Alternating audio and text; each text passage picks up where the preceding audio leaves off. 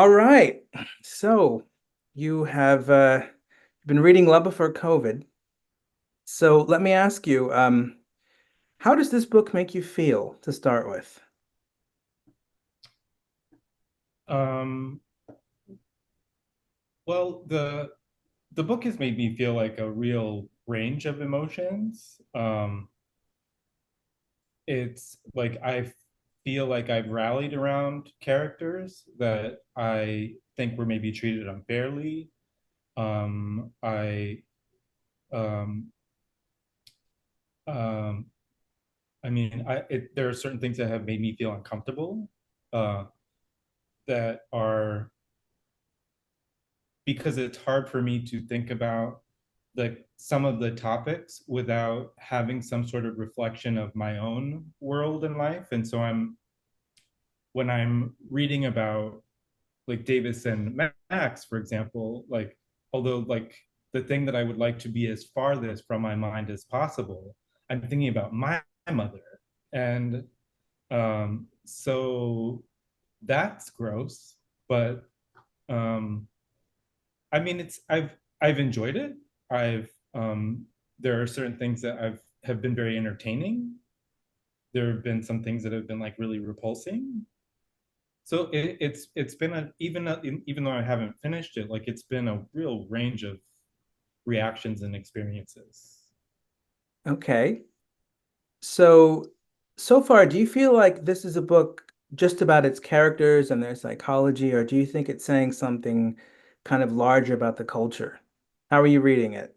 I mean, I guess there are some things that could be applied to like culture at large, but I also think that like the scenarios or the stories or vignettes, or I don't know how you kind of think about them, but like and also like the pairs and like the dynamics between the two.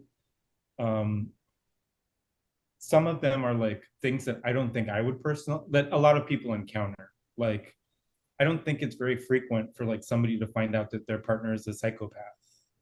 Right. Um, like I think like the situation between Alice and Eve? Eve. Yeah, the two lesbians. I think that is something that like is probably something that like a lot of people could relate to. Like I could kind of relate to some of that discussion about procreation and like kind of struggling with like notions of like I feel like I should do this, but like I also hate children. So I think that that's something that kind of can speak to like a broader experience that people or maybe couples encounter. Hmm. Um, but the other two with also like the dynamic between Lorraine and Joe, but Hmm. Joe and Janet, like that's that's something that I think is pretty rare. Um, and then the circumstance between Davis, Max, Ben, and Lena, that was also like a little bit, unique, where something that hopefully a lot of people don't encounter situations where with those the phenomenon that occur in that. Yeah, Um, hopefully, hopefully. so I mean, I guess like in the when I first started reading and I was introduced to Joe and Janet, and you very quickly you understand like the situation pretty quickly, like what's happened, and then like maybe like you kind of get you understand what's happening in like the first few pages of that, and then the rest is like the dialogue the between the two of them and like how they each perceive the situation and like what they want to happen. So um when I was first reading that, I thought like, okay, this is like a thought experiment about like I'm like this is not very like a very likely situation for me to be in, but I have to think about like what love means to me or like what romance means to me. And um like the idea that love is unconditional, or um that there are whether love is selfish or selfless, or like if it matters what the motivations are for love. Um, so that became kind of a an experiment to me. Then Lorraine and Joe, I didn't really perceive like that. I just thought Lorraine was kind of a bitch. All right, we'll get to Lorraine. So Okay, let's start off with Joe and Janet because you brought that up. sure. So the book you write starts off with a paradox. So at the beginning, Joe is this, really good-looking young guy. He looks like Marlon Brando in the 50s. He's got a very intelligent girlfriend that he seems to be in a happy relationship with called Janet. And then Janet gets diagnosed as a psychopath. But the paradox is, at least for a little while, maybe, it seems like Janet might be a good girlfriend despite being a psychopath. What did you think? Well, I thought there was like a lot of, I thought Joe was like being a super dick. Like I thought Joe was just like really not, like I don't think that honesty is an excuse for cruelty. And so like when Joe was saying things to her like, you know, like she should off herself, or like she should have been aborted, or like I don't think that was needed or necessary. And I just thought like that was Joe just being like really, really cruel. And um, you know, I thought that Janet was seeking help. Like she was actively involved in like a therapeutic process because she was concerned about impulse control. After she got the diagnosis, it sounded like to me that she continued, like I don't know if this was explicit, but like she continued a therapeutic process and was like trying to at least I thought that she wanted to do her best to like regulate her behavior or prevent her. She was concerned about like um some of the things that one might be concerned about if they got a diagnosis of being a psychopath. And so um I think that he didn't do really a good job at all at trying to reflect on whether she was a good girlfriend, whether she um you know it like how, like if she really was a, I'm also accepting the diagnosis. So like one of the things that crossed my mind is like, well, what if she was misdiagnosed? Right. Or what if she was um I don't know. Like if she, so let's skip that. Like let's say that she wasn't misdiagnosed, that she is a psychopath. Um how do her psychopathic tendencies manifest? Like was he seeing anything that he was concerned about? Like did he have any evidence that she was like a violent psychopath, or that she was you know, so like all of the things that one might do, like when if I'm confronted with a situation like even remotely like this, I slow everything way down so that I can like reflect on like what I'm being told, like how I can see those things manifest, if um you know, what evidence do I have in this situation. But he kind of skipped all that, and he was just like, you're a crazy psycho bitch, and like you should probably just jump off a cliff. And so I didn't think that was I don't think that was right or nice, or like I don't want to jump the gun, but like I was happy when she stabbed him in the eye. Okay, we'll get to that. All Okay. right. So, when he was originally breaking up with her and being quite cruel, as you pointed out, did you think she was acting like a normal person, or do you think she was displaying some red flags? She said some things that kind of um,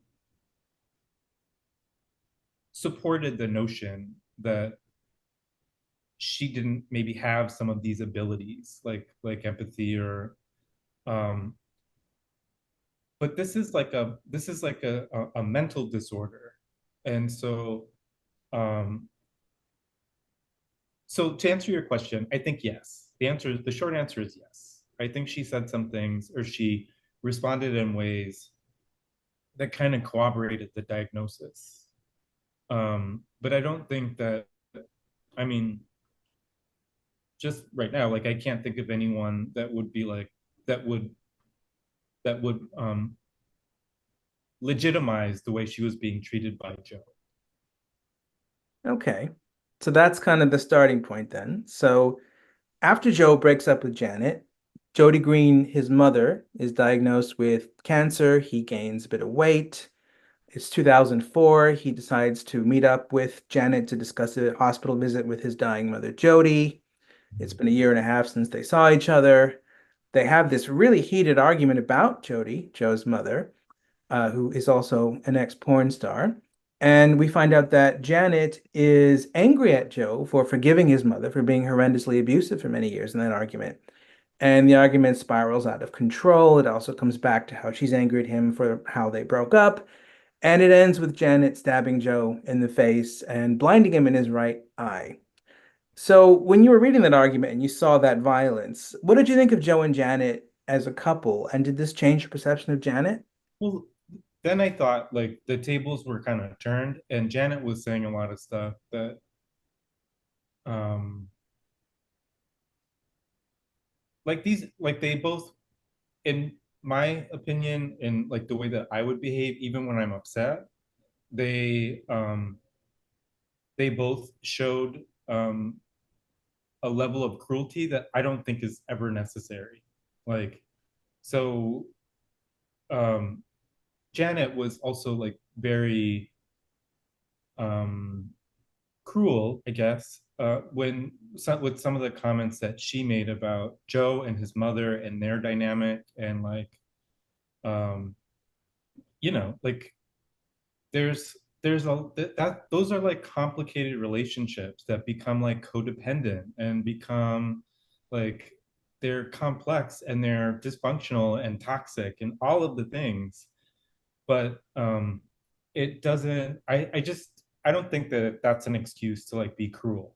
And so I don't think that I think she had every right not to forgive him and not to want to go to visit the mother, the dying mother, and not even entertain any of it. Like, but I like if I were Janet and that's like, although I don't know what I would be like if I was Janet and a psychopath. Um, if I was Janet in that situation, like I probably just would have said, like, nope, I'm not gonna do this. Like, nice to see you. I hope, good luck.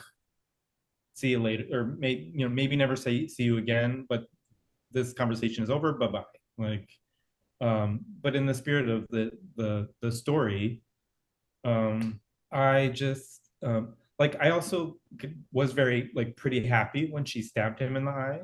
Mhm. Um, okay. So, so before that, the thing that causes that is they have this big argument. They go from arguing about their breakup and how horrible Joe is to suddenly arguing about his mother. And they have this really intense argument where Janet says that Joe shouldn't love or forgive his mother, even in her dying moments, because of Jody's abuse. And Joe believes in compassion and that you should give love to people even if they don't deserve it. And that's sort of the crux of their big argument that ends with the violence. So I was curious, did you agree with Janet when she told him he shouldn't love his mother? Maybe Janet has that perception because of her disorder, or she is able to say that because of her disorder. But there are a lot of instances where a family member still loves a family member despite like a lot of dysfunction and like bad treatment, and that could be just it's just I don't know what the proper name is. It could be a lot of different things. Like it's attachment, it's I don't know, it's codependency, it's whatever. But uh, like I know what it's like to have a relative or a family member or even a close friend that has wronged me, maybe even in a serious way, but I still love them. I can't like explain that.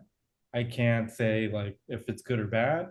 I know that I have to like do things to make to boundary my relationship with that person, but it doesn't mean that I don't like have that sensation of love for them. And um, like these things that are part of this story, romantic love, forgiveness, like a lot of those things, those can be like very selfish emotions. Like I, I've read many times and like maybe even experienced this myself, where uh, you're in love with someone because of how they make you feel. So like, you know, I'm in love with Ray because he's handsome, and like having being in a relationship with a handsome man makes me think that I'm handsome too because I can attract a handsome man. So it's not about like romantic love. It could be like a very selfish, superficial thing. Same for forgiveness. Like I can forgive um, somebody because it's gonna make me feel better, or it's gonna help me like let go of something. I don't know. Um, so if Joe wants to love his mother, like who fucking cares? Just let him love his mother. Like he should maybe he shouldn't spend time with his mother, and he shouldn't maybe he shouldn't even help her. But if he still loves her, like what can you do about that? And forgiveness too. Like let him forgive his mother if it makes him feel better. Interesting. So you see forgiveness as a kind of, for some people, maybe most people, like a kind of need, like that you need to forgive sometimes so that you feel better. Oh, absolutely. But then there's also like seeking forgiveness. Like say I made out with somebody at a bar and I feel guilty about it. Like there's some might argue like instead of hurting Ray's feelings about like some indiscretion that I had, maybe I should just keep that to myself and like feel bad about it instead of telling him and then seeking his forgiveness. Like, what is the most selfless thing to do? Like, feel bad about it, say that I wouldn't do it again, like, repent internally, or disclose this thing that's going to hurt my partner because I'm really just need to feel forgiven. Does that make sense? It sounds like you're sort of suggesting that regardless of whether you tell what happened or you keep it in and feel bad and say, I'm never going to do that again and I don't want to hurt him. Sounds like either way, they're both kind of selfish. Do you think so? Um, well, it's like, I could feel bad about the indiscretion and I could just kind of live with that, or I could spread the bad feeling to another person. Like, so, I mean, I guess I think like when something like this happens, like if it's something to share and talk about with your spouse or partner or whatever, um, that could be used in like a constructive way to maybe make your relationship better or get closer or something. But I think seeking forgiveness or disclosing something because you just want to be forgiven, I think that's very selfish. Okay, interesting. So forgiveness is kind of a murky thing because regardless of what the reasons are for forgiving or seeking forgiveness, it looks like there's always a little bit of selfishness in there. Because maybe for Joe, for instance, forgiving his mother more than being about her maybe gives him peace of mind. What do you think? Sure. Yeah. Well, I think that is, yeah, I think that's what I think. Like there's, I think there, like it really, it's situational. Like it depends on like what the deal is. But if there's no like practical reason to admit guilt of something, like maybe even like if you think about like the sacrament in the Catholic Church of going to confession. Like you go to confession, the person goes to confession to share their sins with the priest. Um, what is that process? That's like a cathartic process of like saying what you did to someone else and seeking forgiveness from God. But like the real work is like if I stole, if I embezzled $1,000 from my company, like if what would really be the unselfish thing to do is to share that with your employer, because then you might go to jail. But if you go to a priest and seek forgiveness from a priest, like that's just, you're just hoping to receive some sort of feeling that will make you feel better about it. So if I don't know if that really makes sense, but if unless there's like some practical reason, if there's disclosing a bad behavior for the sake of like receiving forgiveness from someone, I think is very selfish. So at the end of that conversation, Joe gets stabbed in the eye, and Janet runs away. And Joe surprisingly doesn't tell the authorities what happened. He makes up a story. He says a drug addict did it and allows Janet to go off scot-free, even though she blinded him in one eye and could have killed him. What did you think about that? I thought that was also really selfish.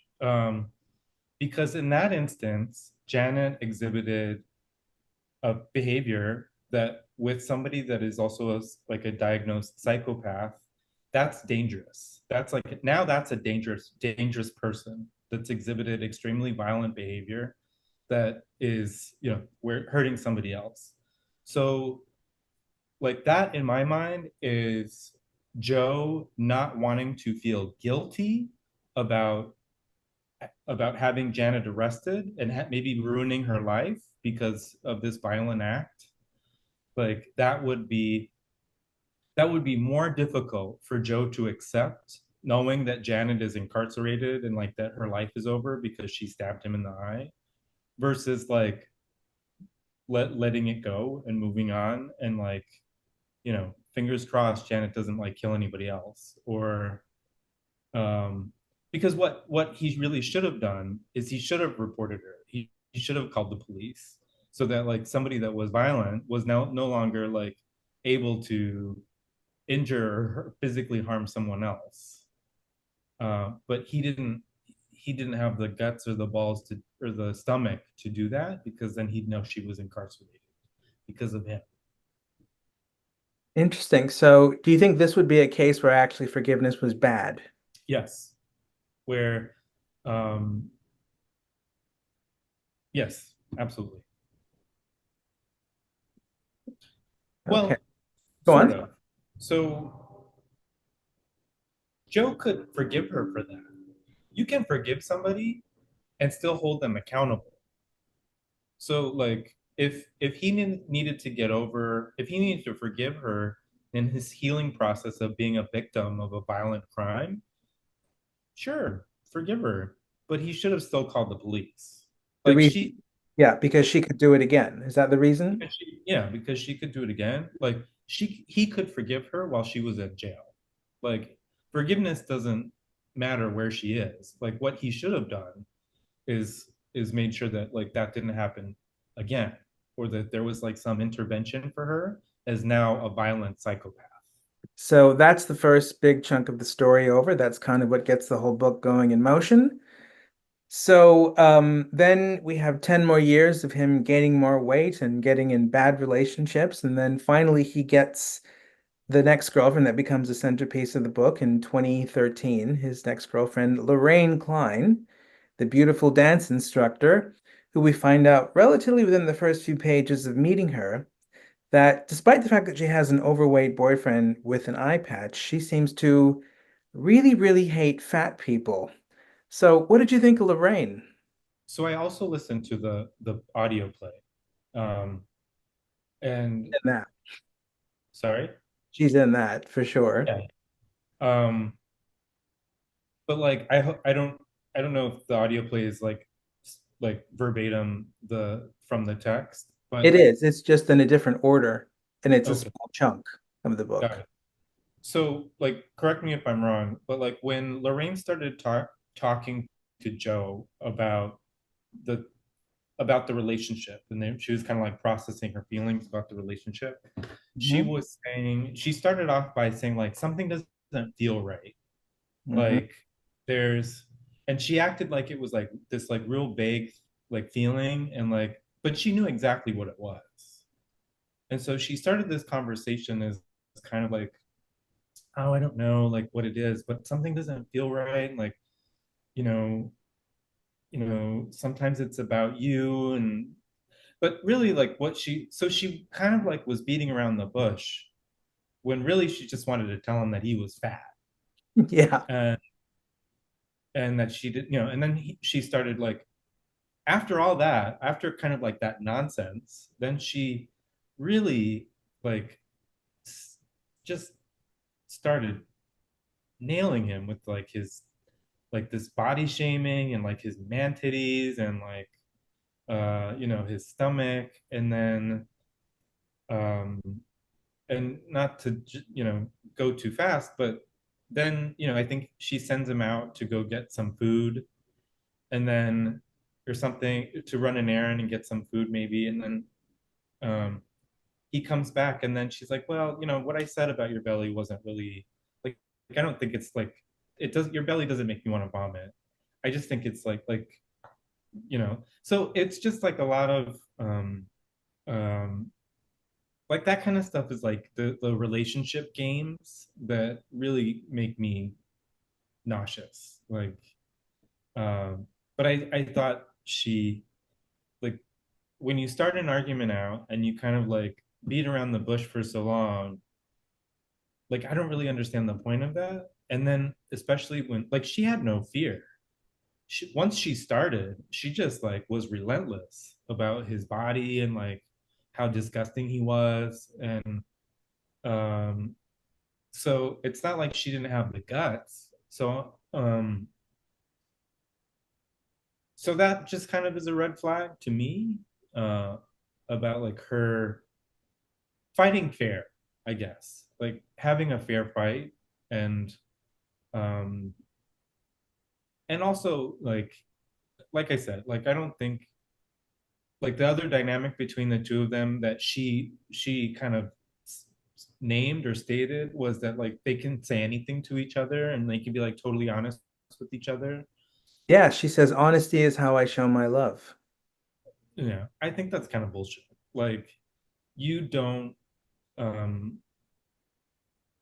just the same thing I already said. Like, yeah, I don't think honesty is like an excuse to be cruel.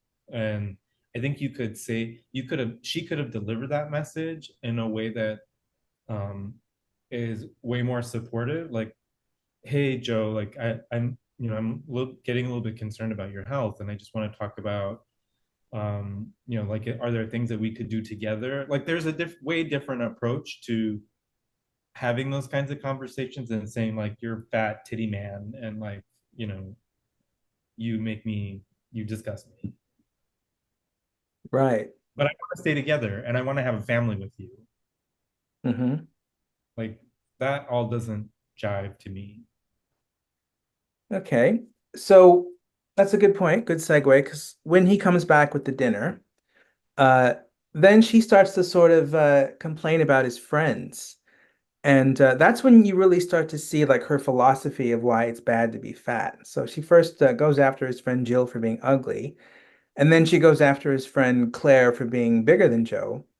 And she says a lot more about why she thinks it's bad to be fat when she's talking about Claire in a way than she does when she's talking about him. And she says, Claire is selfish because she expects men to be attracted to her, even though she wrecks her body with food. And Lorraine thinks this is selfish and unfair because if you're having sex with someone, you should be trying to arouse them with your body. So it's like you're not living up to your end of the deal when you're fat. Did you agree with Lorraine about that? No, I mean, I know um some overweight people that get plenty of action, and that maybe you could say that they're kind of fetishized because of their weight or their body. But everybody likes a different flavor. And if Lorraine doesn't, that's fine. She doesn't have to. She doesn't have to like seek that out. Like, but if she like if she doesn't want Joe because he's fat, if she's concerned about his well-being, that's one thing. But I'm also, this is also from my own personal experience. I've been in relationships with people that have gained and lost weight, and my attraction to them didn't necessarily dwindle because of weight gain. So I don't know if that's something that could be said for everyone, but um, if something isn't working for you, like that's the part you should be honest about. Like, Joe, you're like, I'm concerned about your health, and I'm also experiencing less attraction to you, like at this weight. Or I don't know what the best way to say that or to convey that message would be, but instead of like, if that's not right for you, maybe it'll take Joe some time, but he'll find somebody that, if he's looking, he's gonna find somebody that might be into his body. Interesting. So you think Lorraine is sort of ignoring the fact that different people like different body types, and she's projecting her preferences onto the world? Yeah, I don't. I mean, I think that there's a lot to be said that a lot of people have like very adopt like the a lot of like the typical adoration for certain body types. Like, um, I'm not denying that that exists and that there's an ideal. There's like whether it's abs or big booty or a woman that's very curvy or big boobs or those are all things that a lot of people really want. Um, but I also, know that there's also a lot of like in the gay community, a lot of people like bears. Um, are you familiar with the bear? Well, our audience might not be, so it's probably good to explain. Okay, well, bear is like a term of endearment and attraction for queer people that like heavier men that are some frequently like also very hairy. So there's a lot of adoration for like different body types in the world that I don't. I mean, it's not on TV, but it exists. Interesting. Okay. So another thing about Lorraine is she's very beautiful. She's described as that way, but she also describes herself over and over again as really beautiful, as more beautiful than everybody else. And she often says things like, well, in order to be with someone as hot as me, you have to be strong. And most men aren't, they're too threatened to be with someone as beautiful as me. And you're really lucky to be with me because I'm so hot. What did you think of how she spoke about her own beauty? Well, I mean, I do think that like having like some security, no matter who you're with, like is in like yourself is like important. So, like to be totally frank, like if like I think Ray is really handsome, and so if we're out and um someone finds him attractive or hits on him, like it's kind of hot. And um I don't but I also have like I have enough confidence in myself to know that like he'll enjoy that, he'll think that's flattering, but it Hmm. doesn't necessarily mean that I have to worry about him like leaving me or um having an affair. So I think that there is maybe something to that, like, but I don't think it necessarily is exclusive to people that are just like super hot. Okay. And do you feel that because you're with someone you find super hot, like you maybe have to tolerate more from them than you would if you were with someone who was average looking in your eyes? I think that's like like in a like that's like an imbalance that like is probably not um a sustainable arrangement for a healthy relationship. If you tolerate bad behavior or like bullshit or abuse from somebody that is just perceived as like very hot and like you're just, you know, trying to um, keep them and tolerate that bad behavior and abuse, like that's not that's not going to work. Okay. And did you think by the end of romance, Joe was tolerating bad behavior and abuse from Lorraine because of her beauty? Sure. I think somebody that is put down in that way. Um, I think there's a lot of people that would have been, like would end up maybe start believing some of that about themselves if they don't already. Like if somebody maybe doesn't have the best self-esteem and they're hearing those things, that that just makes somebody feel worse. And like, you know, so yeah, I think uh, it's important to exit those circumstances as quick as possible. Okay. So at the end of the romance story, then we've got the big two first, we've got the first two big women of the book that are going to be coming in and out throughout the rest of the book, especially coming back at the end. Janet and Lorraine. So Janet is a psychopath who stabbed Joe and disfigured him. Lorraine is beautiful, not a psychopath as far as we know, never been violent. But a lot of people, even in the first few chapters, seem to think she's worse than Janet. What did you think? I guess I would kind of agree with that. Like, I think Lorraine's character, like the ways that Lorraine revealed, maybe like I don't know, like her true nature, or maybe like some uh like as soon as like as she kind of gradually peeled the layers back, from like, oh, I have this big feeling, to like, you're a fat pussy, like the um uh that like Janet, whatever her deficits were as a person, may be like very much attributed to her disorder, Hmm. and which is something that she was actually trying to work on, like in their like via therapeutic, you know ways in therapy, and so she was trying to manage and maybe improve her behavior, or some of the things that she thought were maybe a little bit problematic. Lorraine was just awful. Like, and she didn't, she couldn't blame any of that on like a disorder. That was just her personality. Like, that was just who she is. That's something that keeps recurring a lot in people who read the book. They wind up having that same sort of reaction that you did. And what's interesting is you found a psychopath more likable than a normal person. Well, I don't think that Lorraine is normal. I don't think a lot of people are like that. I don't know. I don't know if um like at my age, like if I've been able to chip away and remove people that are the Lorraines of the world, like, and I just don't have those people in my orbit. Mhm. I don't know people like Lorraine, and like, if I get wind that somebody is like Lorraine, like, I think I would very actively avoid them. And so I don't think that she's like a normal person. I think I hope that people are not like that. So if I like a psychopath like more than her, like, I'm okay with that. Okay, that's a good way of putting it, actually.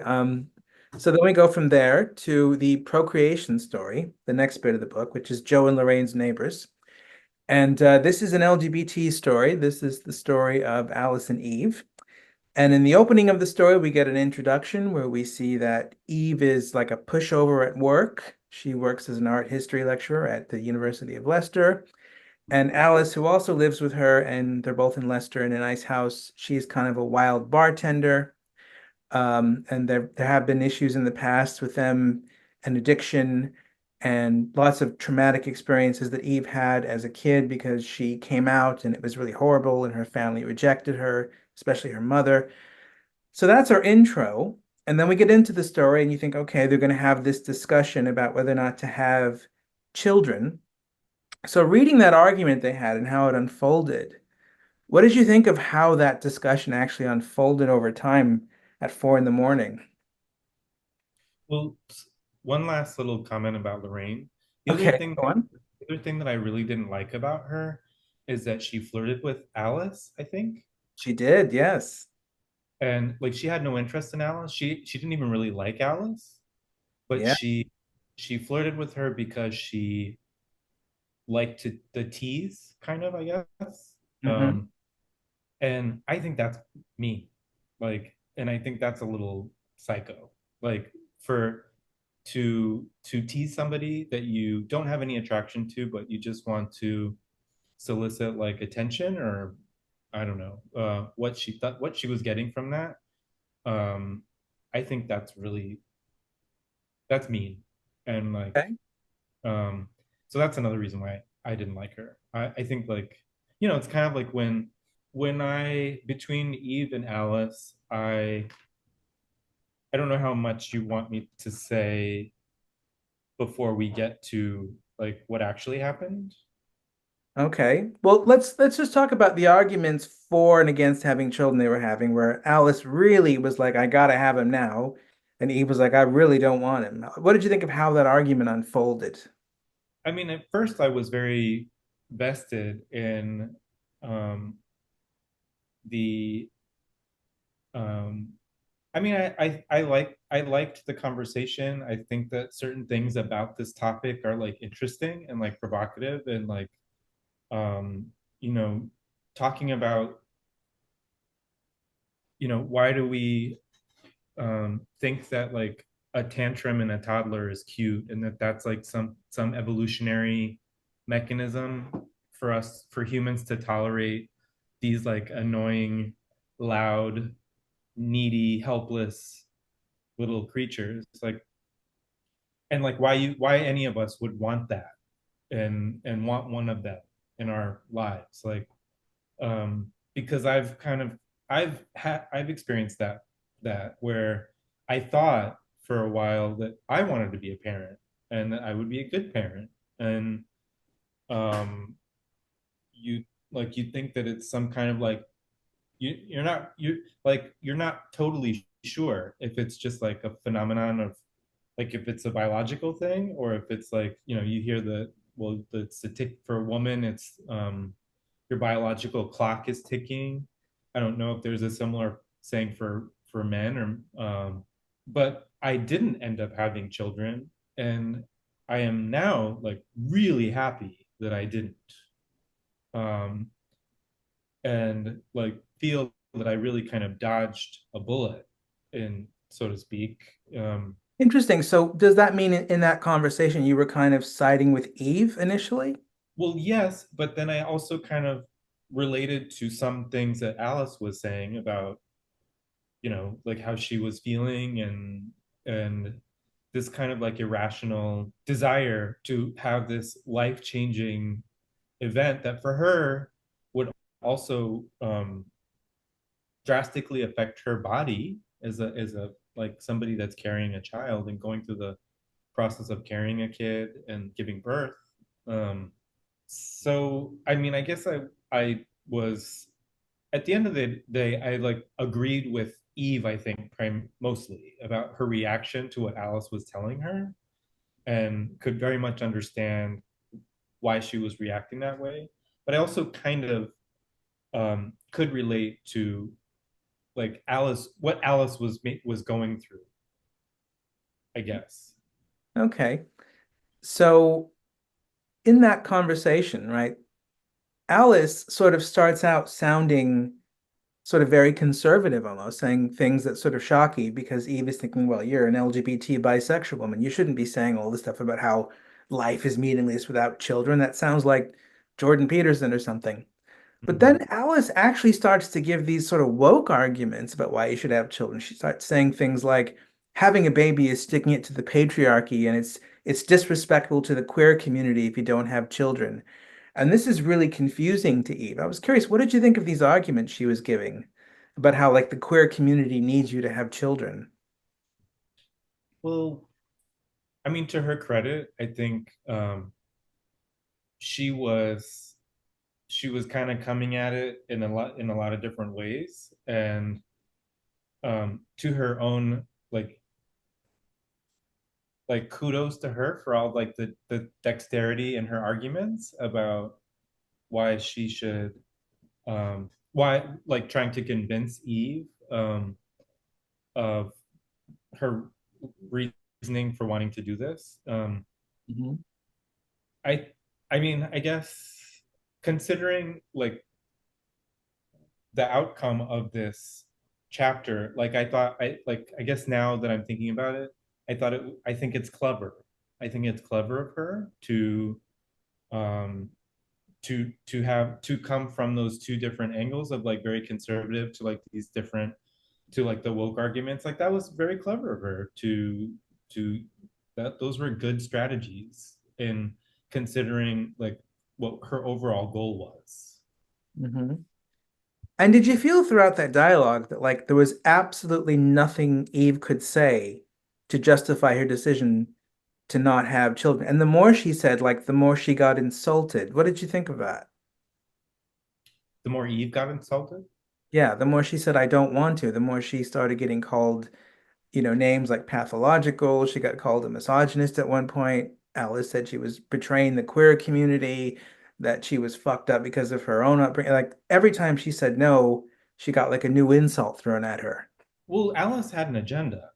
Like Alice was trying to achieve something through those different arguments, and like Alice was trying to get a react. She was trying to get Eve to react, uh, and she was pushing boundaries. Like she was pushing limits and seeing what where she could go and what she could, like if she kind of pushed a little bit more. So, like she was that was like almost like a strategy to to me. Like now that like in retrospect, that was um that was a strategy. But like I don't like with the situation like this, I don't think that Eve needed to justify her reasons for not wanting to go through with any of this. I don't think like if you don't want to have a child, like you don't have to explain that. There is no responsibility to you as a person to explain to anyone why you don't want to have a child. Um, so I mean, she was engaging in a process that was by design frustrating and um, aggravating because Alice was had like an agenda. What would you do, for instance, if Ray, for instance, started doing to you what Alice was doing to Eve and really pressuring you to do this and being relentless about it the way Alice was?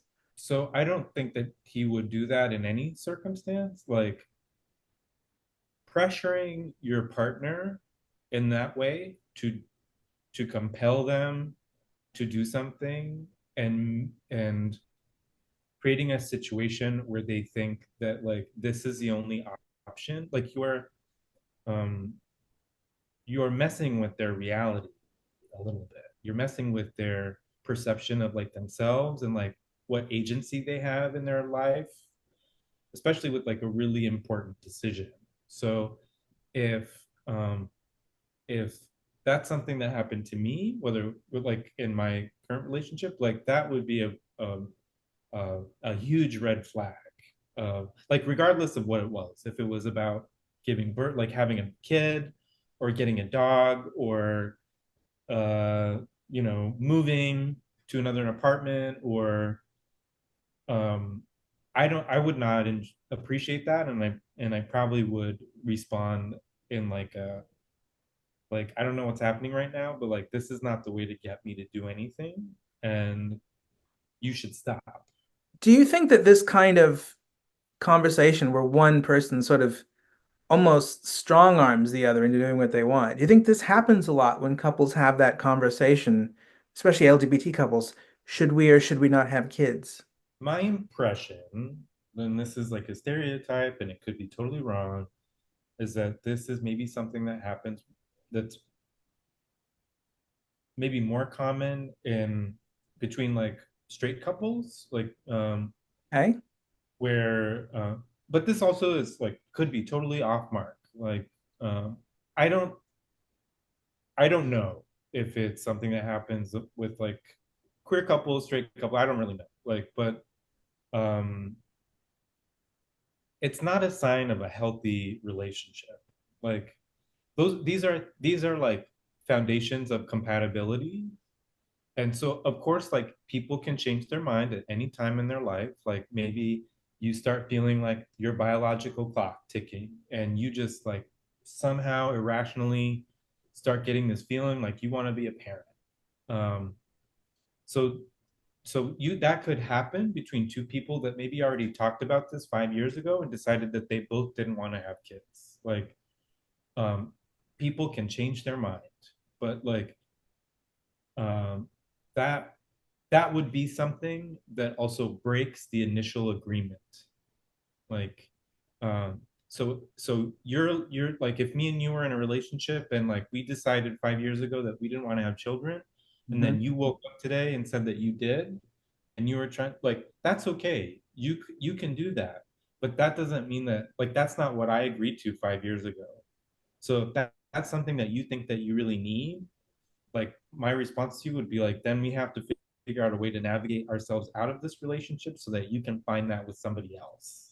It sounds kind of like you're sort of mirroring Eve's assumption, which is she thought that this would never happen to her because this only happens with straight couples, because with LGBT women, everybody is sort of more like a yes is fine and a no is fine as well, whereas it's only straight women where like the no is unbearable. Do you think there's a sense in which like you sort of were starting with the same assumptions that Eve was?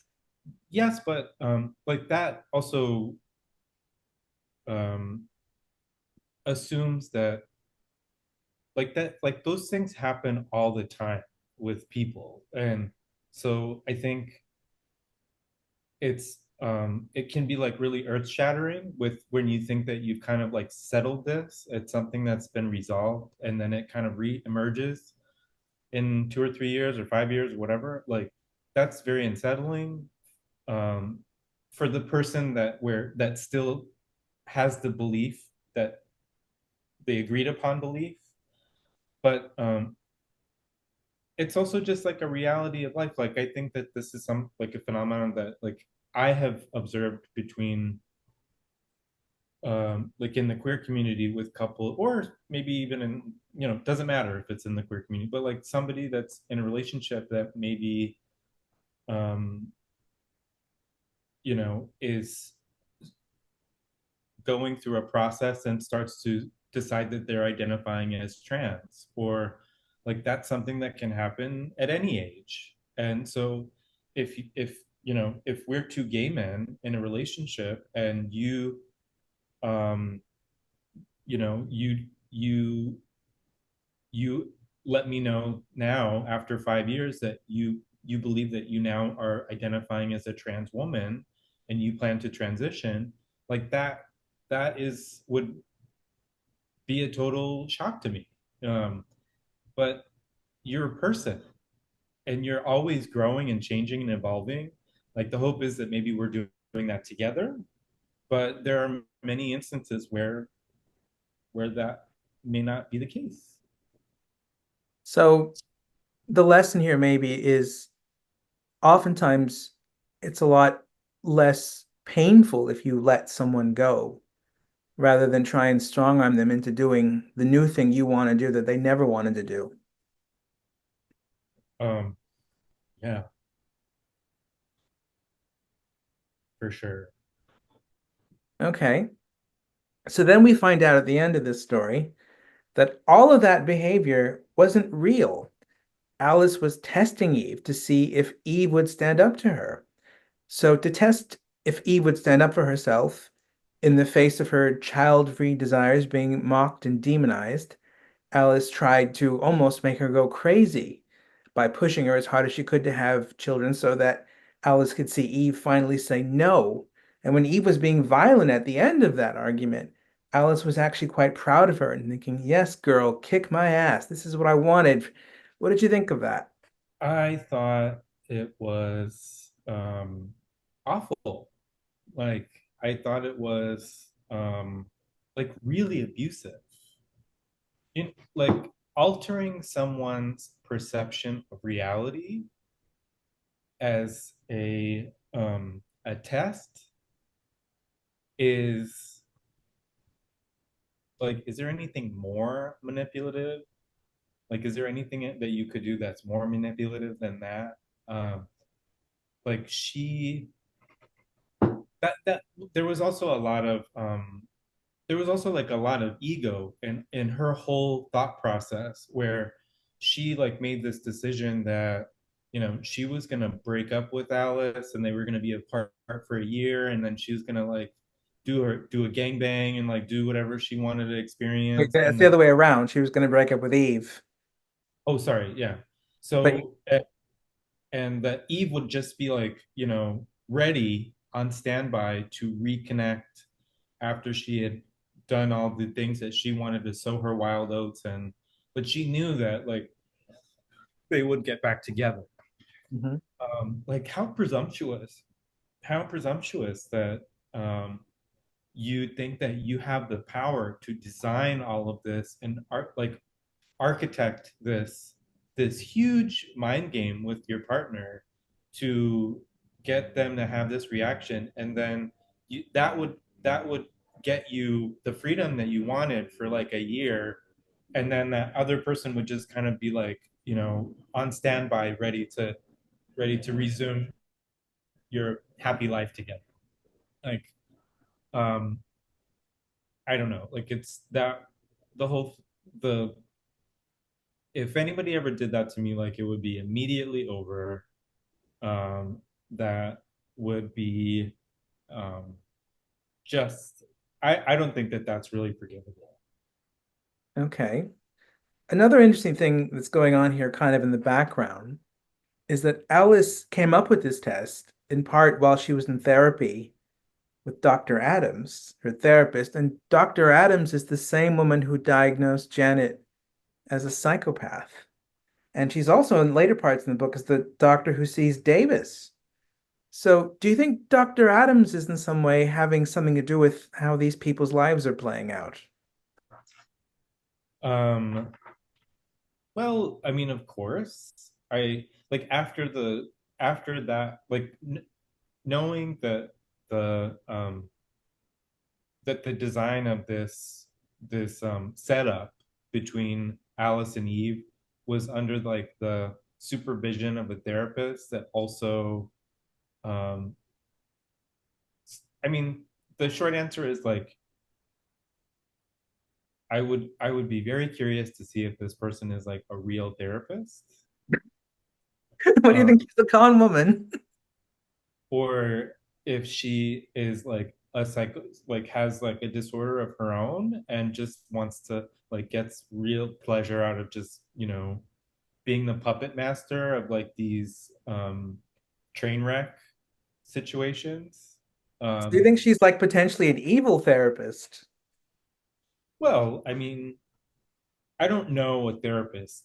I don't. I know a lot of social workers that do clinical therapy, and I also um, have to hire them for my school. And I don't think that this is something that anybody would like sign off on. Okay. Um, or encourage. Um, like part of the therapeutic process is, um, or like a disclosure, at least in the U.S., is like if you're going to if you disclose to your therapist that you're going to harm yourself or possibly someone else, they are obligated. They're mandated reporters, and they're obligated to call the authorities and alert. So, like this outcome, actually, it included some violence, Hmm. and like somebody could, like Alice could have gotten hurt, or Eve could have gotten hurt, and so I think that's already one indicator that like the person is either not a bona fide therapist, or there's something else that's wrong with them and their practice. Okay. So after Eve and Alice break up for a year, they get back together as you stated. But in that interim year, Eve kind of has a character change. So she's no longer bullied at school the way she used to be. Her students respect her, the head of department respects her, the faculty respects her, but this is because she's bossing people around. She's threatening her students, she's putting words in their mouths, she's sexually teasing her boss, leading her on, but all of this works. I'm curious, what do you think of that? Do you think when you're bullied at work, becoming kind of an asshole can help it stop? I mean, it'll certainly get you like a different uh, response. So, like those two kind of profiles of like a person, like um, will get you a different response, but neither of them are like the healthy response. Like that's not like going from like somebody that's bullied to the bullier. Like that's not the way to go. And so if this happened because like maybe through the experiment that Alice perpetrated on her, like caused her to feel new feelings that she hasn't hadn't felt. Like she felt violent. She threw a glass, or I think, or no, she threw a chair. Yes, she did. Um, and um, so having those experiences may make you feel things that you've never felt before if you're not a violent person. And it may kind of like unleash some things even. Um, so I mean, I think that like Alice's experiment was probably the reason why she started behaving these different ways. And um, maybe that got her some initial respect that she didn't have before. Um, but like a bully is only a bully until they meet somebody that's like assertive or has like real power. Hmm. And so uh, that's only, I think that like if we learn more about Eve and how things go for her, like if she continues to behave that way, like she's going to get in trouble. Okay. Well, this leads into what happens next. So, after a year, Eve and Alice get back together. But in this second new relationship, there's violence. And most of the violence actually hurts Eve because although she's throwing the first punches, Alice knows kickboxing and frequently beats the shit out of Eve and sends her to hospital. But they both accept this and normalize this in their second relationship. Why do you think they go down this road? I'm not sure if I could explain or like if I have a reason why Eve behaves this way.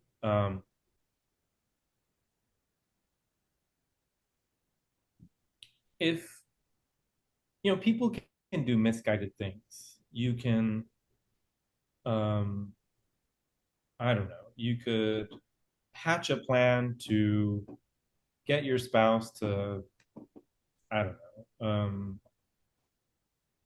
see a personal trainer, or and you could do this, you could use like subterfuge, or like you could manipulate them to make a choice that maybe they wouldn't make on their own.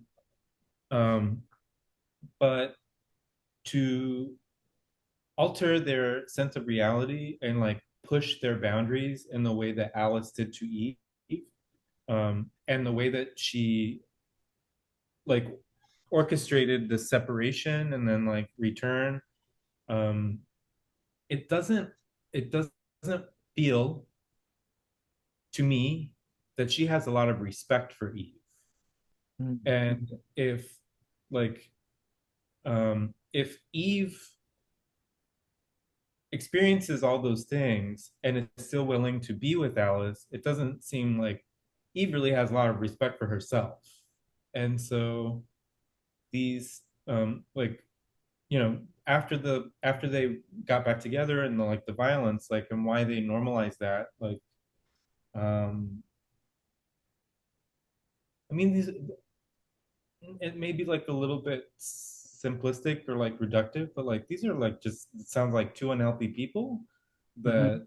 that um are just kind of perpetuating unhealthy behavior. Like, not to blame everything on codependence, but you know, when people get kind of stuck together and they start tolerating abuse, um, that's just codependent, unhealthy behavior. Okay. Yeah, you're right. So, towards the end of this procreation story, Alice sleeps with two of Eve's favorite students. This pisses her off. Eve attacks her, and Alice defends herself by poking both her fingers into Eve's unprotected eyes, nearly blinding her. And then it's Joe from Romance who has to look after Eve because Alice doesn't want to take time off of work. What did you think of how Joe came back into the story here? Well, I don't really like Joe that much. And I'm not sure why he would do this. Like what his reason is to like take care of like his this neighbor that I don't think they were like particularly close, were they?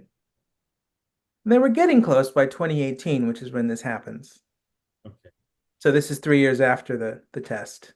I mean, Joe also seems like the kind of person that like the way that he was behaving towards his mother and um maybe this is a little bit of a stretch, but I don't remember reading about like what his motivation was to help Eve during that time. But knowing the things that I know about him Mhm. is either because he didn't have the backbone to maybe say no, um, or was doing it out of um, I don't know, like pity.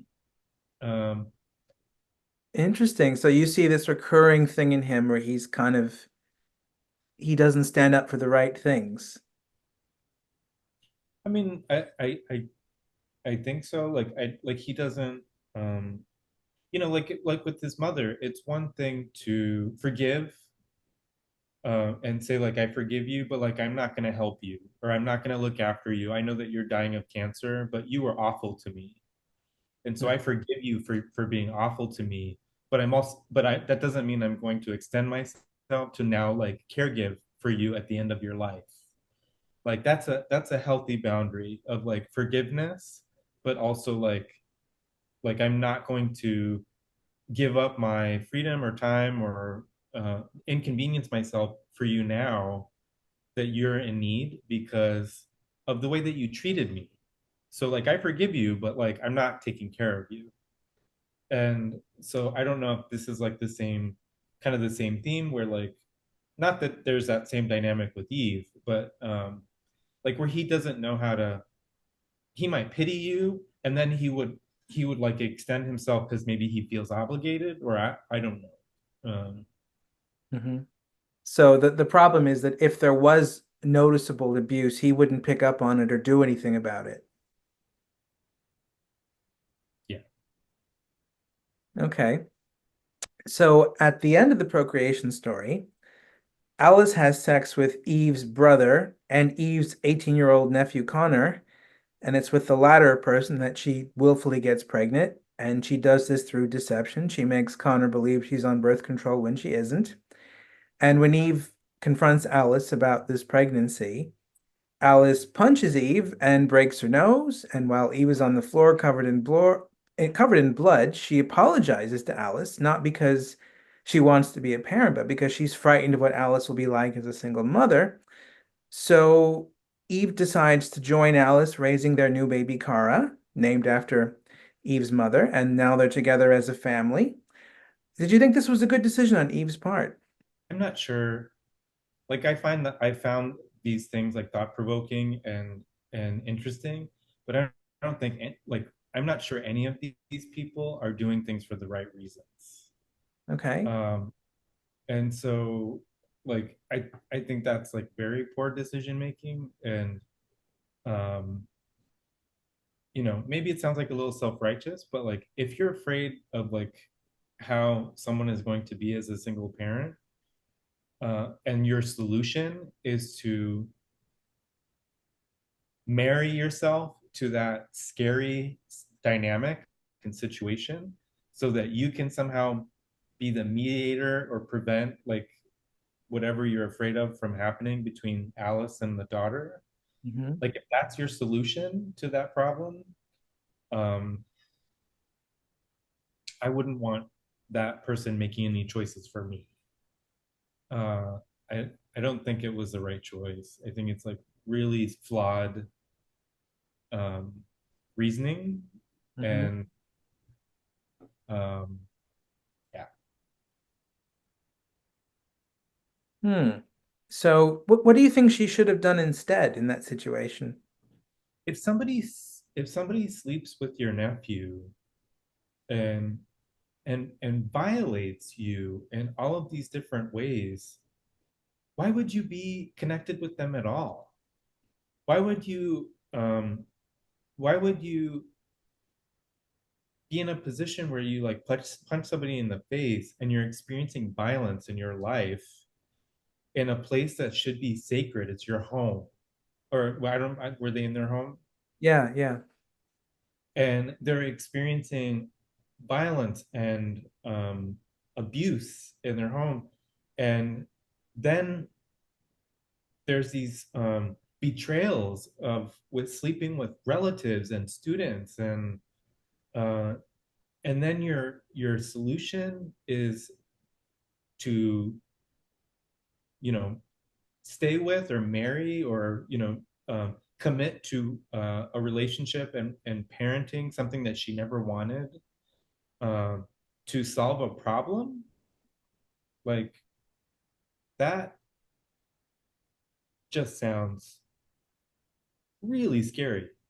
Like, I don't know if there's going to be anything about this couple and their future or this child and how it's raised, but like, um, if protect child protective services ever enters the picture, I would not be surprised. In a way, the reasoning behind Eve deciding to get into that relationship again, well, I'm going to protect the daughter, that in itself is perpetuating all the things that are going to endanger the daughter. Um, I mean, it's just a lot of things. Like, did Eve ever change her mind and think like, wow, like she like turned over a leaf and now she thinks that she wants to be a parent and she thinks that she would. Did that happen? Yeah, she did, but she Okay. didn't want to be one with Alice. And then Alice did this, and then she thought, well, I want to save the kid from Alice. I mean, I don't know. I just don't um like giving up your life and devoting your life, like kind of like reaffirming or clamping down and digging into deeper, getting your she's just to like make it real simple, like she's digging her a hole for herself and she's digging it deeper by committing to parent with Alice and stay with Alice in order to protect the child. Like, it's just it's it's I don't know, it's just like really, it's not going to end well. Okay. Well, do you think she can protect the child, or do you think that's not even possible with Alice? Well, I mean, just based on like some real basic facts, like Alice is like a, you know, pretty good at kickboxing. Like, if there's a need for like protecting a child in, I mean, Alice, Eve would have to protect the child in multiple ways because Alice is um, betrays Eve by um, a lot of the behavior that she's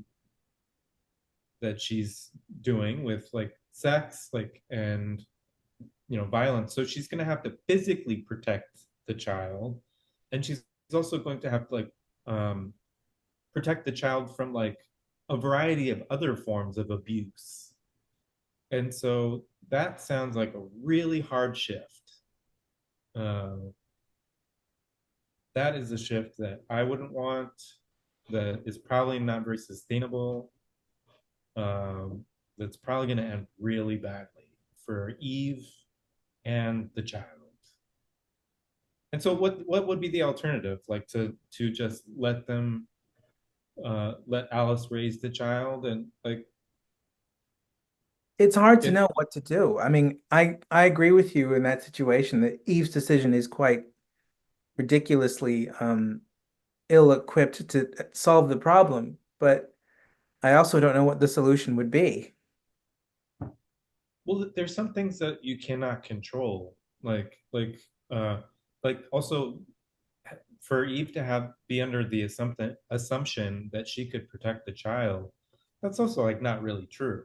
Like there's going to be a lot of times when Eve is not going to be present, when like Alice and their child are going to be alone together.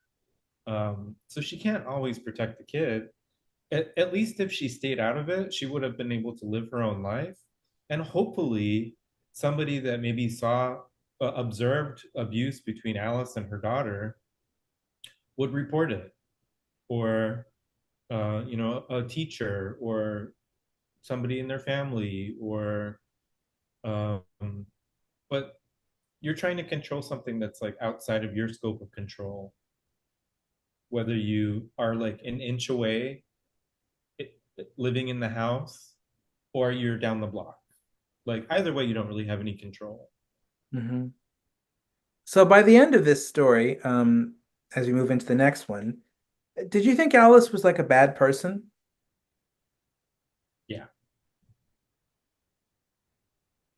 Interesting. So there's no ambiguity there for you. It's not like she's a bit like she has problems that she could solve and get better at. You really think she's like just a nasty piece of work.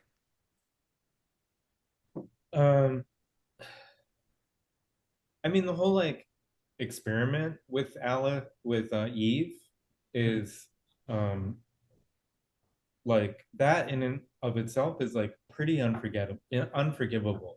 Like to manufacture a reality and convince somebody of something that that really messes with somebody's psyche. I mean, it would mess with mine.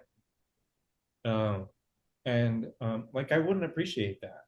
I wouldn't appreciate having I don't know if that's like the term that we hear more frequently now of gaslighting, like a Hmm. severe version of gaslighting. It's just not okay to do that to people, and to think that it's okay or that you could get something that you want out of manufacturing that situation, like plus the betrayal, like sleeping with people, and like those are not th- those are all things that she could have had like moments where she'd be like, is this a good idea? Is this gonna hurt Eve's feelings?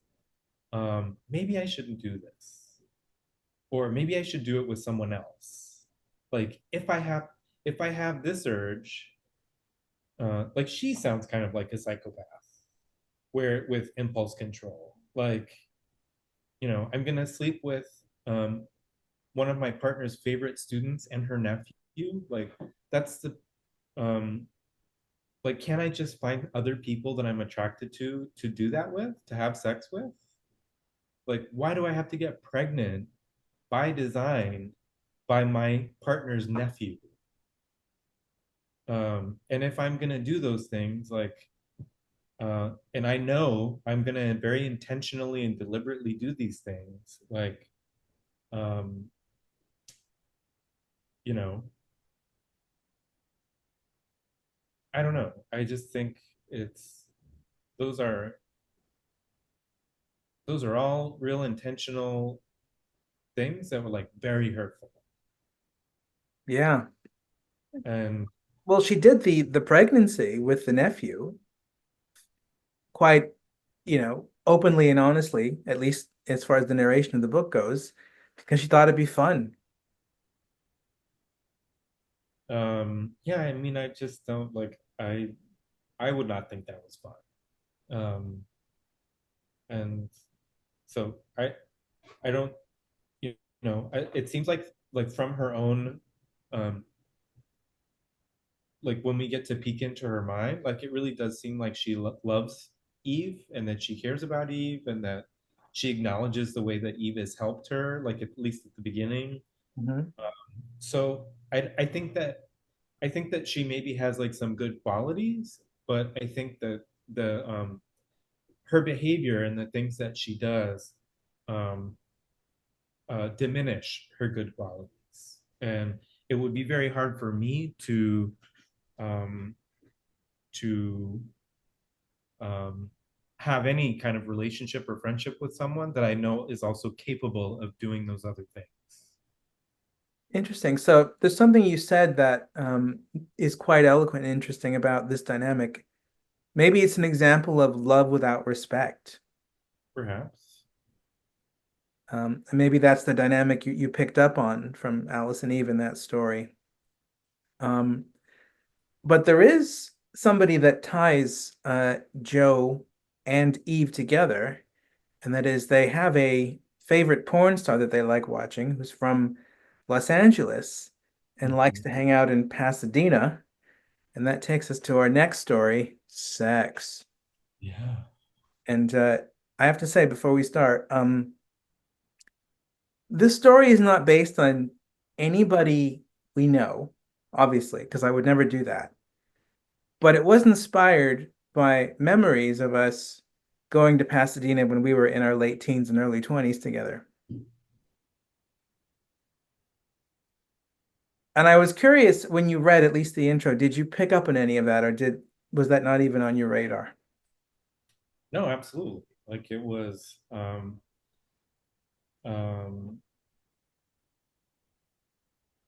like that really harkened back to um our youth and like making those trips from Downey to Pasadena, the things that we liked about Pasadena, um the um the things that we didn't like about our town, our own city, Hmm. uh, the things that we hoped for and wanted.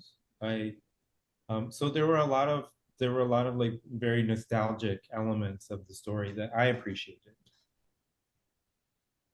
And so when we first get into that story, there's these two friends, Davis and Lena. Lena's Mexican, Davis is a beautiful blonde chick from Downey. Um, their friendship is largely based on them having kind of fantasies together what their lives are going to be like when they're adults, and they go to Pasadena together to get away from Downey and walk down these streets, and they fantasize about meeting this older man who is going to take them away from their high school life in Downey, and they'll be able to live in some beautiful Pasadena apartment with Renee Magritte paintings hanging all over the walls, and they're able to drink coffee with this guy and have long, deep conversations, and he'll just whisk them away from boring mundanity, and they really bond over this. What did you think Mhm. of this like teenage bond they had together? Well, I think it's sweet. It's like um, it's it's like a common theme in with maybe like the misfit adolescents um, that don't um, feel included in like the typical high school experience and feel maybe like outsiders and find um, bonds and in friendship where you're fantasizing about the life that you will have. Um, I think that's like kind of sweet. Yeah.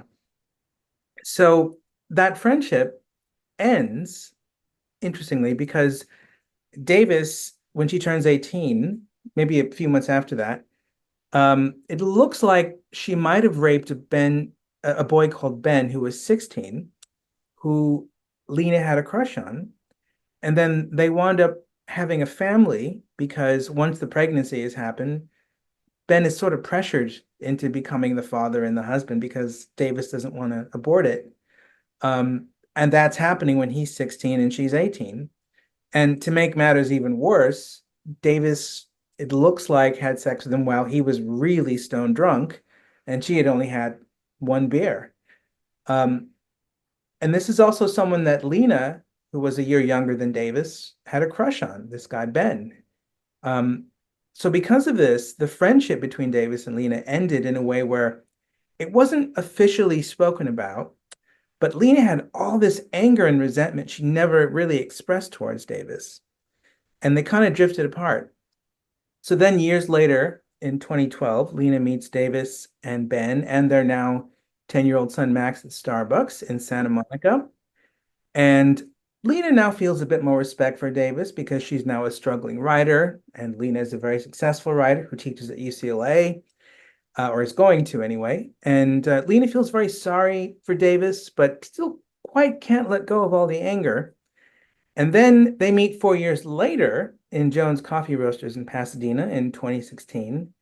And it's there that Davis reveals something that completely shocks Lena, which is in the interim, in the last 4 years between their last meeting with each other over coffee, Davis has become the most famous porn star in the world.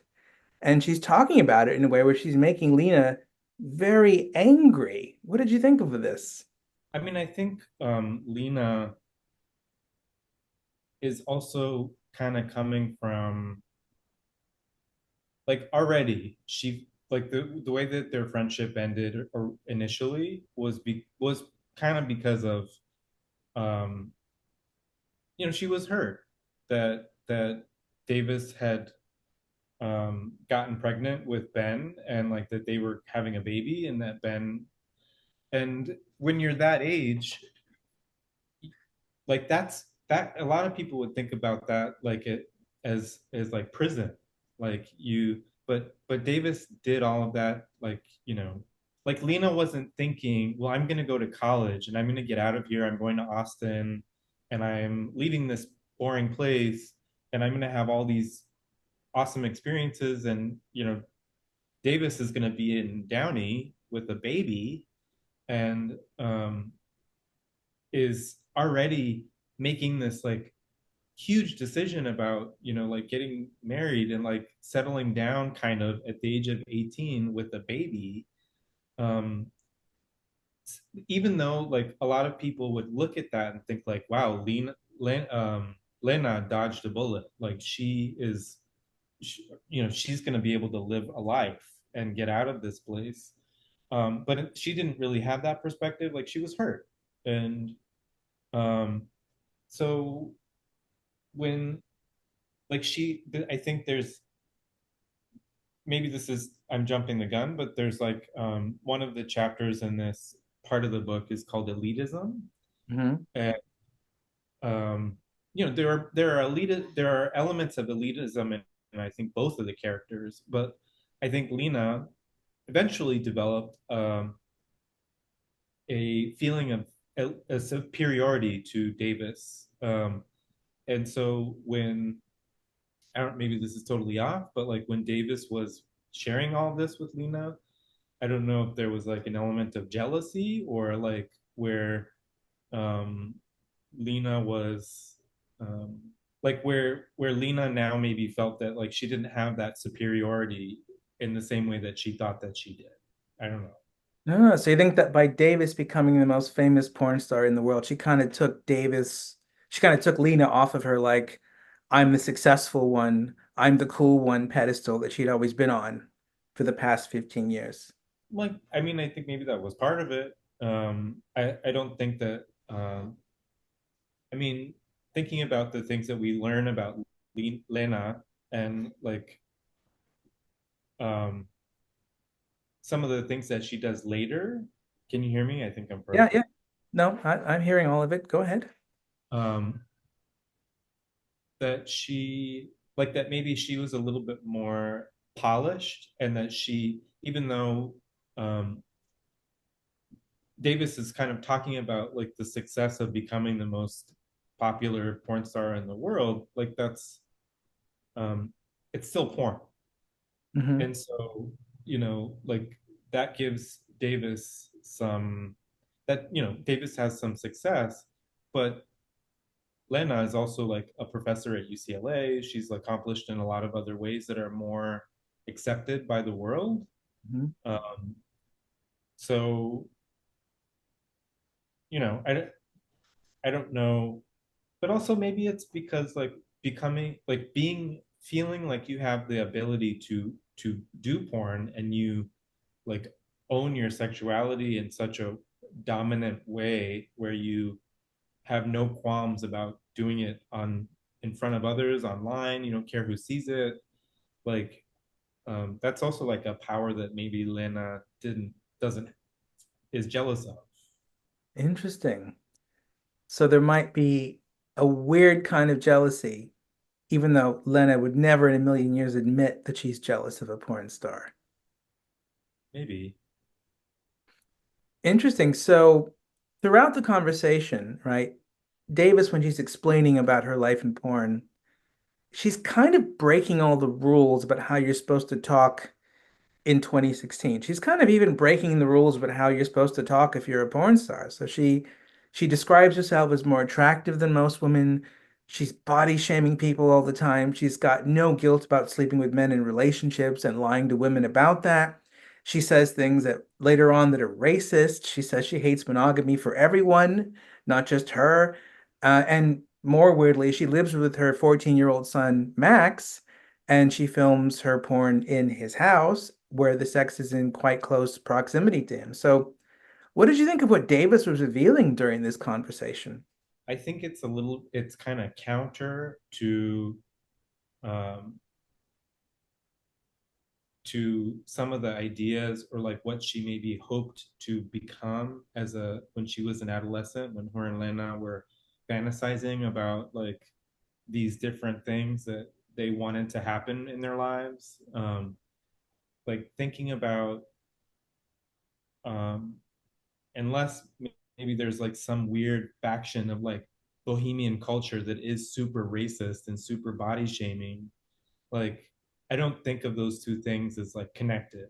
um so you know, if you think what I think about when I think about like somebody that um is, you know, maybe like interested in avant-garde art and like, you know, indie movies and you know, even like things that are more mainstream. Like if you're interested in culture and you're interested in and you are interested in the arts, that typically, as far as I know, doesn't like equate to racism and these other behaviors of so I mean, I don't know.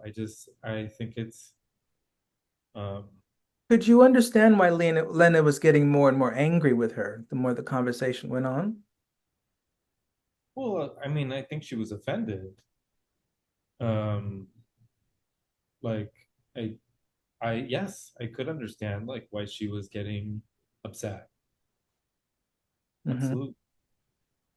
And the thing that was making her more and more angry as the conversation went on was the fact that she was having sex in such close proximity to her son, and all of his friends could watch her.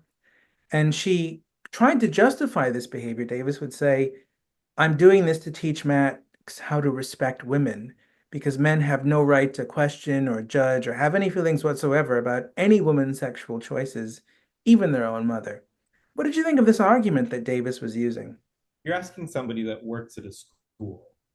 Hmm. Um so like um it's part of my job to make sure that I'm cultivating a safe uh environment for minors. Hmm. Um do I think that what Davis was describing is a safe environment for a minor? No. Um, you know, I think that there's a lot of ways that you can introduce sexuality and sex and healthy behavior around all this entire topic in ways that are not that to me is somebody that wants to do something, doesn't really care about other people so much, and just wants to justify their bad behavior by um, by saying these things about, you know, feminism. Like, come on. I mean, I don't know. I that just doesn't. It's a little ridiculous. Um, and so I think that she wanted to justify what she was doing. She didn't want to be inconvenienced by having to find like another place to shoot her porn. Um, and so she wanted to have an argument for why these things were okay to do in front of her son. Okay, so in the next part of the dialogue, we see Davis is suddenly quite vulnerable in front of Lena. So even though she's arguing with Lena, she still kind of looks up to her. She's got a fondness for Lena and wants Lena in her life as a kind of mentor or a therapist kind of friend. And then Lena reveals her philosophy of porn to Davis, which is if you want to be a porn star, it's fine as long as you don't have children.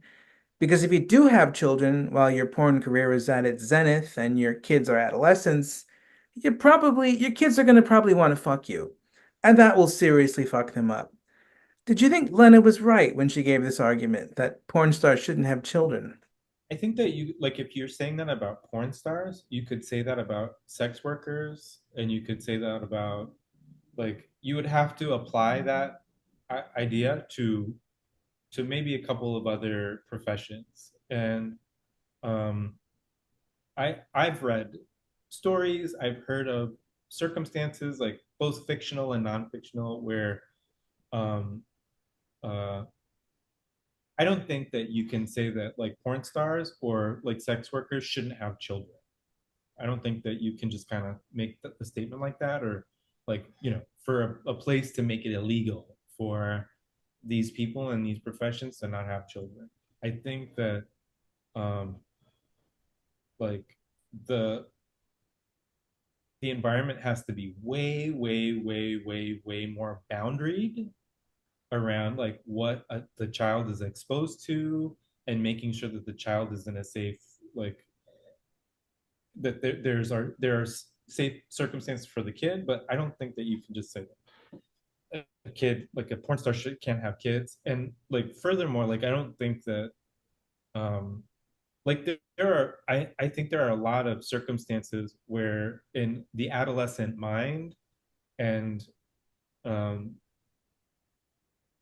where things pop into a kid's brain, like a teenager's brain, like a pubescent brain, boy or girl. Like I think there's um and so I like although I'm not familiar with this phenomenon, like the Oedipal complex of like these are things that have been talked about in like in human history for a long time.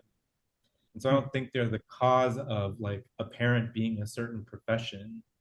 Um, I don't think that uh, I mean, does I don't think that you know you've cited any examples of a porn star's child that wants to have sex with the parent. You mean Lena, not Eve. Oh, sorry, Lena. Um, yeah, I don't think I don't know. Like, correct me if I'm wrong, but like I don't know if Lena cited any examples of a porn star's child that then had developed into a sexual fetish for their parent. You're Uh, right. You're right, she didn't. But the irony was Davis's son Max did have a sexual fetish for his mother, and that made Lena think that her argument was actually true. What did you think of that?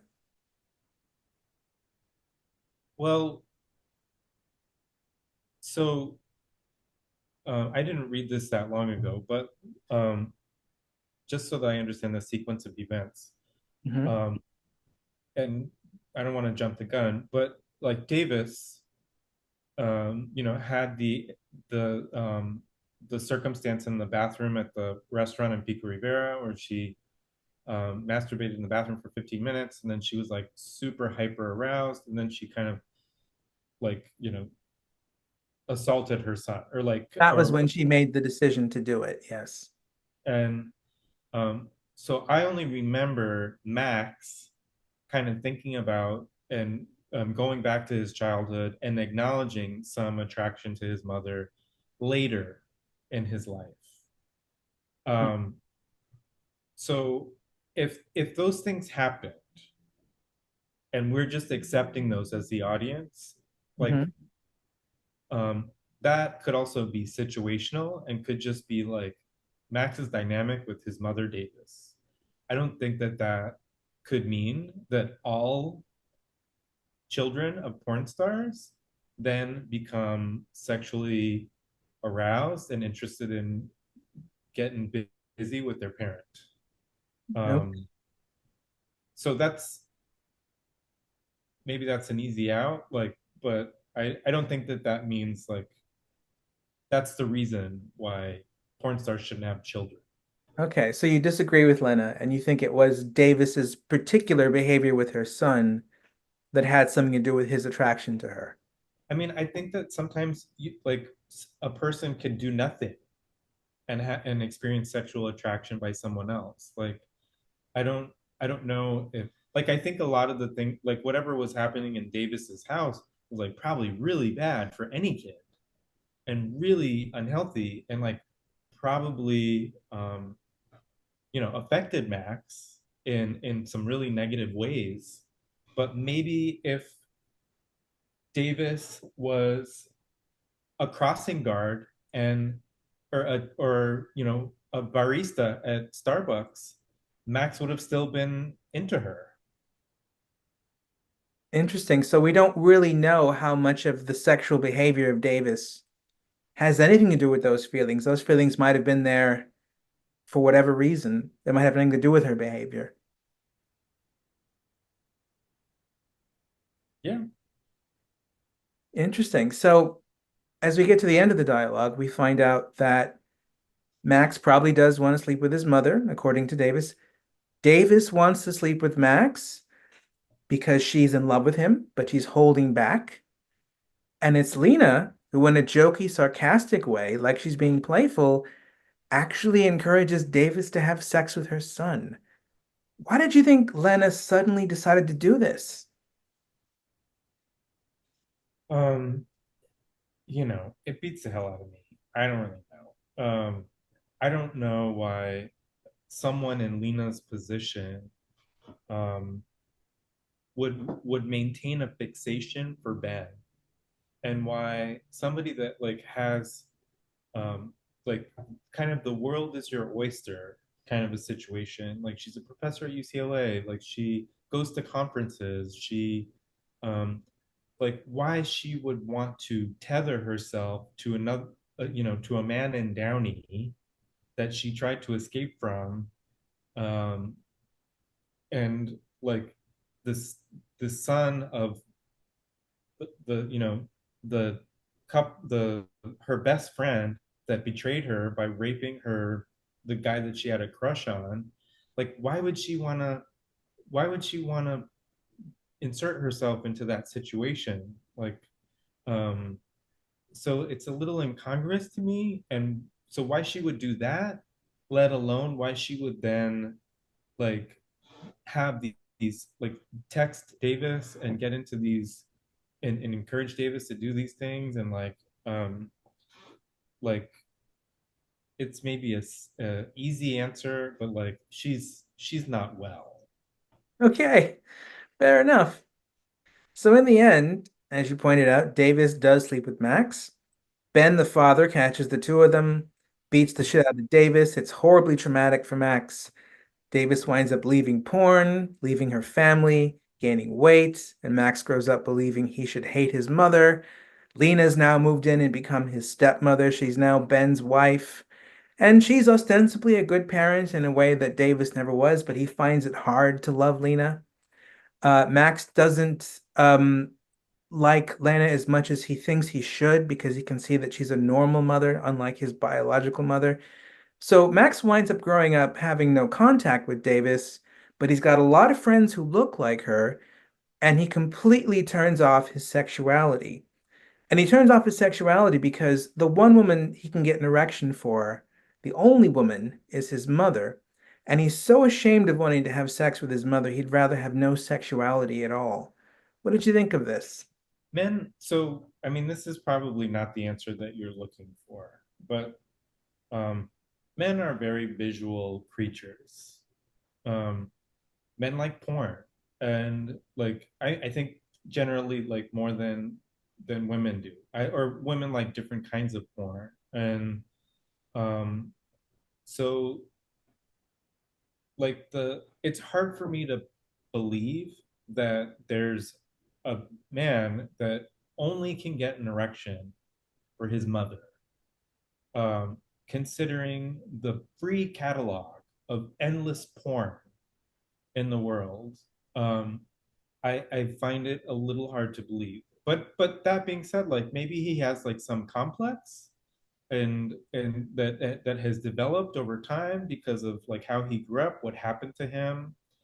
You know, there's kind of like that syndrome um, that captives like develop with their captor. The I forget what it's called. It's like the Stockholm syndrome? yeah, Stockholm syndrome. So I don't know if this is like a variation of that with like, you know, a sexual predator mother um and her son. I don't know if this is like a variation of that that that syndrome, but um I thought it was like a little bit far-fetched. And if he, you know, if you just accept the circumstances and accept that this is who he is and this is the only way that he could function, um I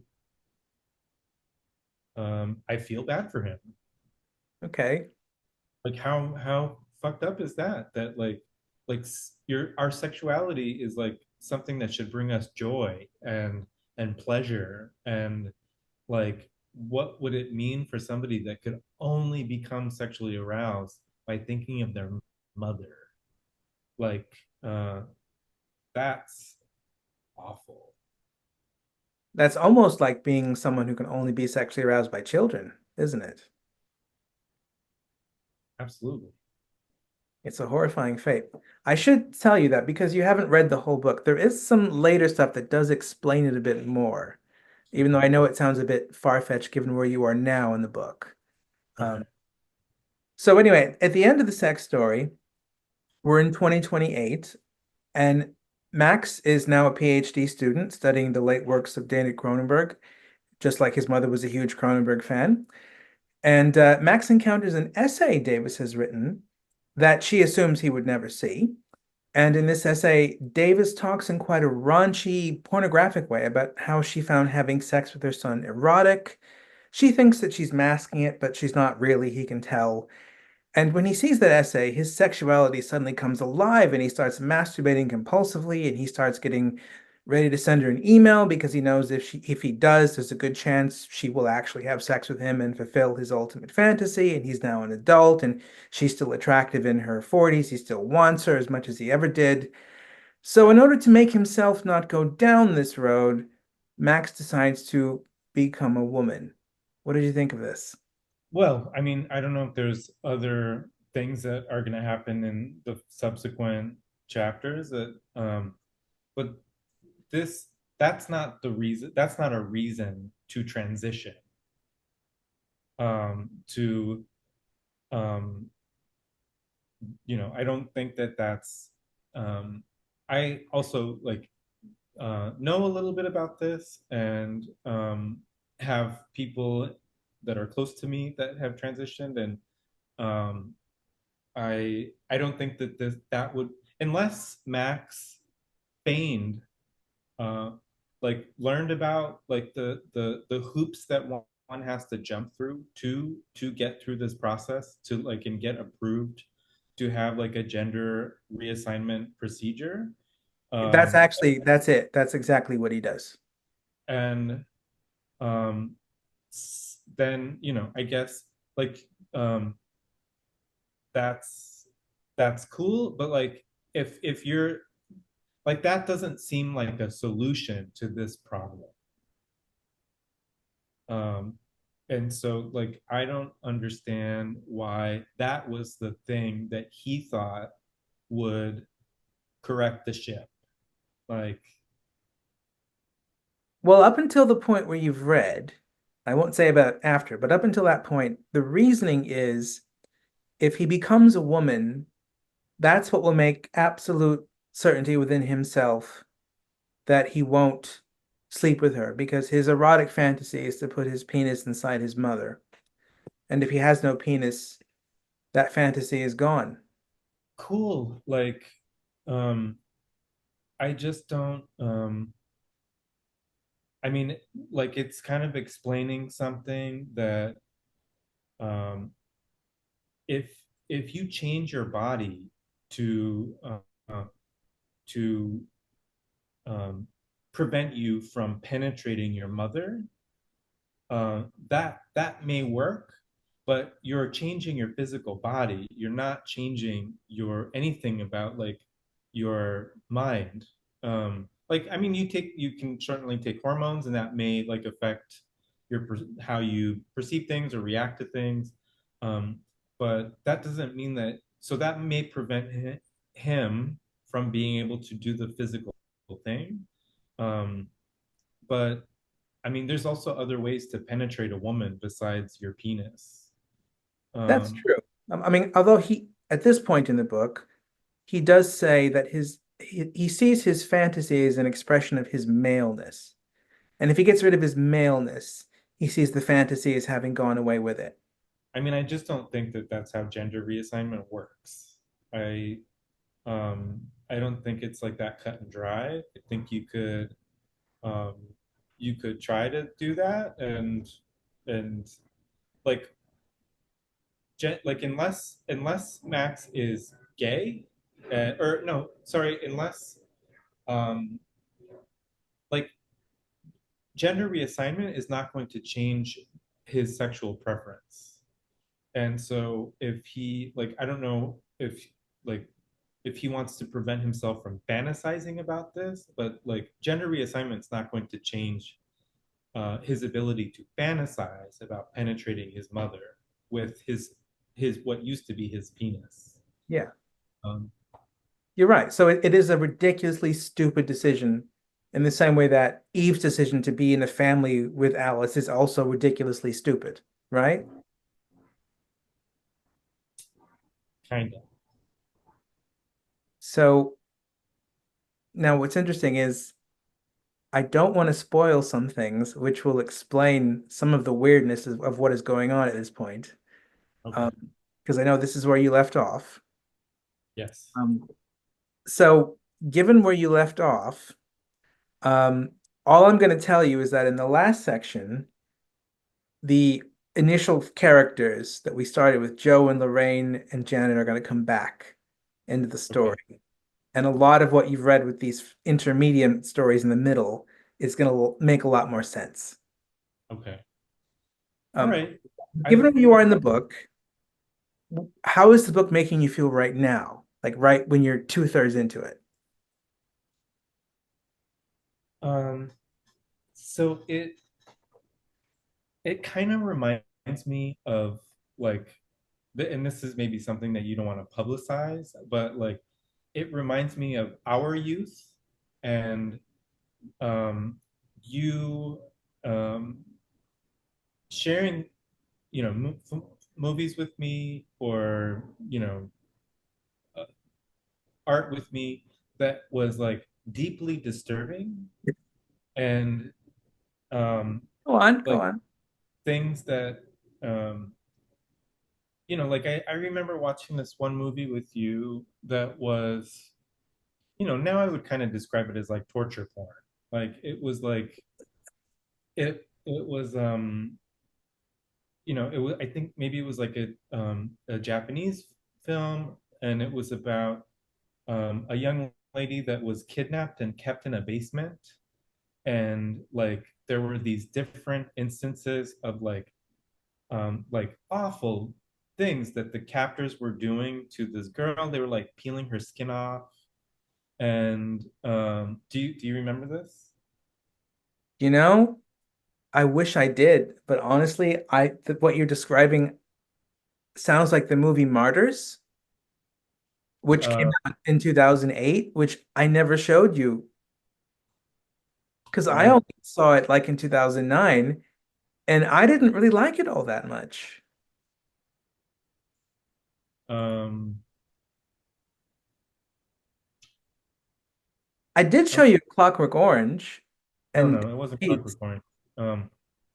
Maybe it was Martyrs. Well, maybe I watched this on my own. I don't know, but it just like it's entertaining in such a way where I want to keep reading.